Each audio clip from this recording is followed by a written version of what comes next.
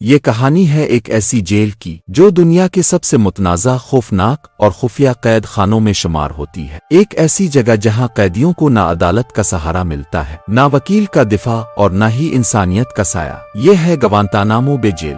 Guantanamo jail Cuba کے جنوب مشرق میں واقع ایک امریکی فوجی اڈہ ہے۔ یہ زمین اصل میں امریکہ نے کیوبا سے 1903 میں کرائے پر لی تھی اور تب سے یہاں امریکی فوج کا کنٹرول ہے، لیکن 2002 میں یہ جگہ ایک نئے خوفناک مقصد کے لیے استعمال ہونا شروع ہوئی، دہشت گردی کے ملزمان کو قید کرنے کے لیے۔ 11 ستمبر 2001 کے حملوں کے بعد امریکہ نے دنیا بھر میں ایک نعرہ بلند کیا، دہشت گردی کے خلاف جنگ۔ افغانستان اور دیگر ممالک سے پکڑے گئے سینکڑوں مشتبہ افراد کو عدالت میں پیش کرنے کے بجائے گوانتانامو بھیج دیا گیا، کیونکہ یہ امریکی سرزمین نہیں تھا۔ اس لیے خیال یہ تھا کہ یہاں قیدیوں کو امریکی آئین اور قوانین سے باہر رکھے جا سکتے ہیں۔ یہاں نہ عام قوانین لاگو تھے اور نہ ہی قیدیوں کو بنیادی انسانی حقوق ملتے تھے۔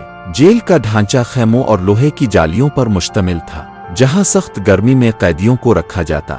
رپورٹس کے مطابق قیدیوں کو تشدد، نیند سے محرومی اور لمبے عرصے تک تنہائی میں رکھنے جیسے اذیت ناک طریقوں کا سامنا کرنا پڑتا تھا۔ مذہبی بدسلوکیاں جیسے قرآن کی بے حرمتی اور جنسی ذلت کے الزامات بھی سامنے آئے۔ بہت سے قیدی سالوں تک بغیر کسی الزام یا مقدمے کے قید رہے۔ یہاں کے کچھ مشہور قیدیوں میں خالد شیخ محمد، جو 9/11 حملوں کا مبینہ ماسٹر مائنڈ تھا، یہ بھی وہاں قید تھا۔ اس کے علاوہ کئی ایسے لوگ بھی قید رہے جو بعد میں بے گناہ ثابت ہوئے۔ ان کی رہائی کے باوجود ان کی زندگیاں کبھی معمول پر واپس نہ آ سکے۔